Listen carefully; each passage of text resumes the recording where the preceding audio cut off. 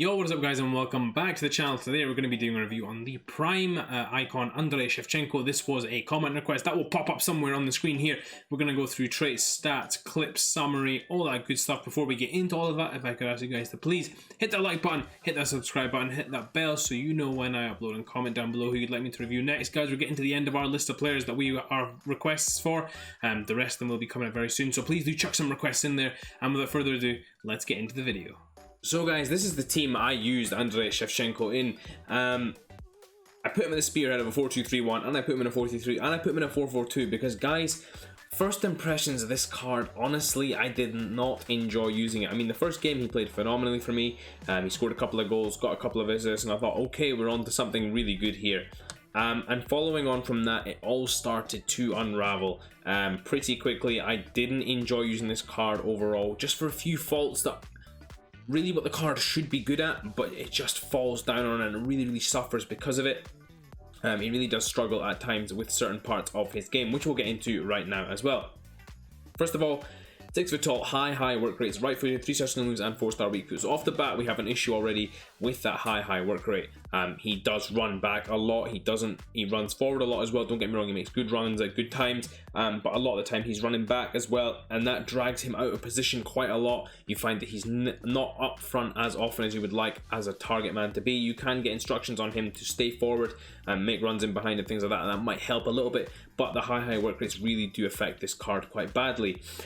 7 games played, 9 goals scored, and 1 assist, so not a great return. And actually, guys, I was pretty underwhelmed by the finishing of this card. I thought it could have been a lot better. There was a lot of chances in the clips which he should have scored for me. I think they should have been nailed on goals. Some chances which were just unlucky as well. You know, on other days they would have gone in. But I think his goal return should have been better than that, and I think it's a fair representation of how I played. In terms of chemistry stats, now I tried him with a Hunter originally. Did not like that at all. Tried him with a Hawk as well, and eventually went to an Engine because of a big flaw in his game, which we'll get into right now, which is his dribbling. Guys, his dribbling is really poor. He takes a lot of heavy touches, especially if you don't boost that dribbling aspect of this card. For me anyway, I think that's how it plays. I put the Engine on him eventually just to kind of just get that up a little bit, whilst also boosting his pace and passing. His passing is not great either, guys, and he does mess up a lot of these passes, and because of the poor touch combined with the poor passing, what you often get is a really bad pass or touch just in tight situations where you really don't need him to do that. It's not really ideal. Now, the other con of this card, guys, which is a really big one, is his stamina. Only 77 stamina, high work rates. You guys have guessed it already. He is dead by the end of the game. Like, he's barely running, he's barely able to run for me anyway, and I find that a real problem because I need my strikers to constantly be making runs, to create options, get in the channel, get in behind, hold up, come in front of the defenders, moving in the box, and he just didn't have it by the end of the game, guys, so he really did struggle in that regard as well.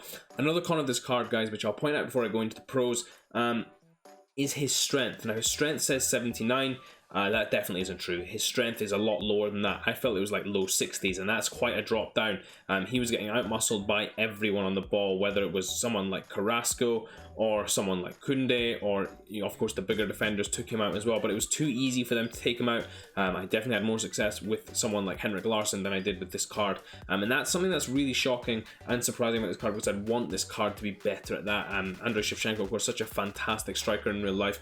This card really does do him dirty, I think. I don't think it does him justice in terms of how good a card it should be, and for that reason I thought that those were the cons. In terms of his pros, guys, his finishing is pretty decent. I wouldn't say it's 93 good, but it is maybe 88, 89 good, which is really nice to have as well. The other thing I would say, guys, as well, is that his attack positioning is pretty decent when he's in and around the box. Unfortunately, what ends up happening is that it gets screwed up a lot by his work rates.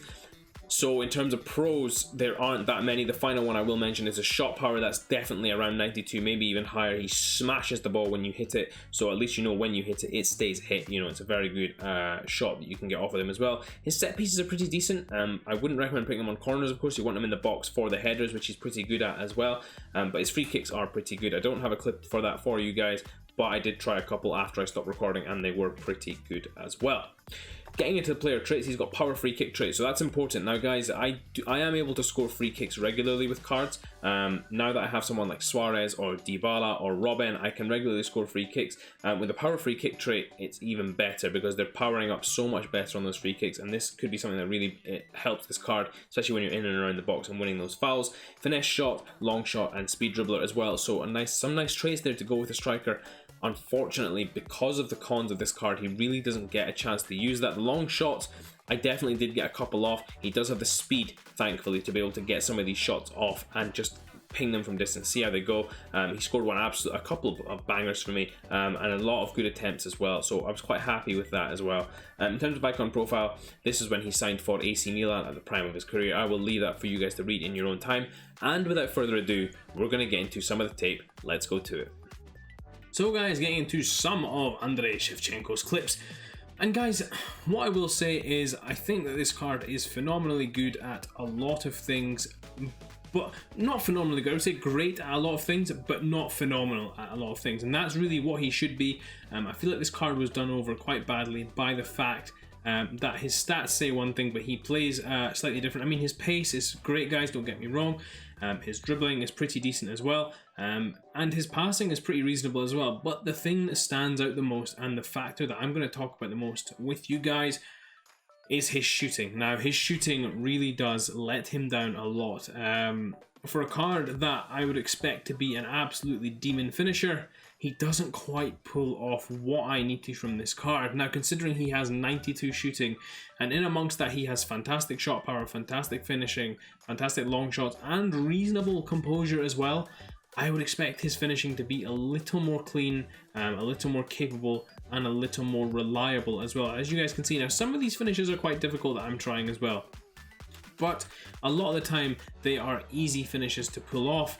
You can also see the range of passing that he has, as well as tight dribbling too, which is quite nice to have in this card. Now, the reason, guys, that I'm banging so many from outside of the box is because he has that long shots capability, and I want to test out that long shot capability because that is something that you will really make use of with this card. I mean, everybody can get the easy finishes, and players like Henrik Larsson, for example, can finish those easy ones, like Shevchenko can as well. The problem is you want a card that's going to be able to do what his strengths should play towards, and for me, guys, really this card falls down on the shooting. I mean, that there is an easy chance. I would expect him to stick that away with ease. Now, guys, the one thing I will say on the flip side is that his attack positioning, his general attacking play is pretty good, and that means that what you end up with is a reasonably usable card here. If his shooting was slightly better, you would have yourself a really, really top striker in your team. Overall, guys, I think as well his high work rates did affect his positioning a little bit. It meant that he was a bit further back at times than I would have liked him to be, but overall he was generally in the right position because with that high defensive work rate comes a high attacking work rate. How's this for an effort, by the way, guys? Chipped over the keeper, so unfortunate not to end up over the line there. And now we're going to get into what is obviously the best part about these striker reviews are the goals. He scored a fantastic one right there, lovely dribbling movement in between the defenders there, picking up the ball on the edge of the box and smashing it into the far side of the net. Now, I expected more of that, even on the left foot, although it's a 4-star weak foot. I expected him to do that a lot more than he did. He did, of course, score some wonderful goals for me again there. It's not like he's totally incapable of finishing, guys. Please don't misunderstand me. And I think part of this gameplay is down to my poor play as well. But he really did feel like he was letting me down in a lot of key situations where I would have expected him to deliver. That's a fantastic finish there. The keeper's gone down and he's just placed that side foot power shot into the netting there. Picking up the ball here in the edge of the box, and the finesse shots, again, all the easy finishes are easy for him to put away. That's really not what I'm concerned with these prime strikers. With Larsson and with him as well, they really both struggled on the finishing. In this final clip here, guys, you're going to see a lovely bicycle kick that he pulls off. How's that for a finish? So, guys, getting into this final Andriy Shevchenko summary, as you guys can see, 595 on the PlayStation 5, 20 on the Xbox, 743 on the PC. So not cheap. Again, very similar to cheaper than Henrik Larsson, I believe Henrik Larsson, or he may be sitting around a similar price right now. Sorry, guys, my words are getting a bit mixed up. But overall, guys, this card is a really fantastic card, just in terms of his ability to finish simple chances. Same as Larsson. Now, what you're paying for here is the link ability and the reasonably good finishing. I mean, guys, I don't really rate his finishing as highly as the card would suggest. Getting into some of this here, his finishing says 93 here. something about his finishing is off, and I don't know whether it's just that he struggles a bit more with distance shots and I was hitting a lot more of them, or his composure is slightly low. I don't exactly know what it is, but it would be a bit better if he finished with a little more consistency. That was really where I thought he fell down on this card. In terms of his overall game, guys, other than the high work rates, this card is really fantastic. 4-star swim lose, 4-star weak foot on the 3-star swim lose, 4-star weak foot. Sorry, so on the face of it, he should be a very good card, and for some reason he just doesn't quite live up to that though. In terms of chemistry style, guys, honestly, I would boost the shooting because it really was something that let me down. You know, maybe a finisher to help that agility and balance out, and help the shooting out as well, bring that up a little higher, or maybe a Deadeye if you wanted to boost his passing, make him a bit more of a linkable player. Again, guys, it's completely up to you guys what you would like to try. Definitely something with the shooting for me. I think maybe a marksman might be a good one for him as well, but I would like to boost that agility more than anything, and maybe even an artist for him if you can get his shooting to work for you. That way he just becomes a very usable player in terms of technicality up front. Really nice player there as well. Guys, in terms of price, the icon prices are going to vary a little bit. Now, they will jump up and down day to day. You just have to keep an eye on them and see when you can grab yourself a bargain if you are thinking about getting this card. One thing I definitely would say, guys, and we'll get into it in a second, is his linkability. First of all, we'll look at some of these similar players. In terms of similar players, I would say that Ante Rebic is quite similar. Romelu Lukaku quite similar as well. Rebic was a little more clinical for me. Actually, I thought Lukaku was far more inconsistent for me, and probably plays a lot similar to Shevchenko. Do you know what? Lukaku's not even a fair shout. It's someone a little more slight as well. Rebic is probably a good shout, actually, considering the players that we have. Now, the only problem with this card, guys, as well, like Henrik Larsson, is you are paying for it on the linkability side. You do not have many, if any, strong links that I can think of off the top of my head. I can't think of any at the moment. There will be one or two, of course, but that means, guys, that in terms of buying this card, I wouldn't recommend buying this card because there are other leagues with better linkability options that allow you to get a player that would be much more suited to your team and allow you to fit more hybrid leagues in, or just build a better team for yourselves. I don't think this card really is up to scratch in terms of what the face stats say and what the stats say in general. Even with the boosts, I think this card falls a little short for me, and that probably is reflected in his price range, which explains why this card is a little lower than you might have expected.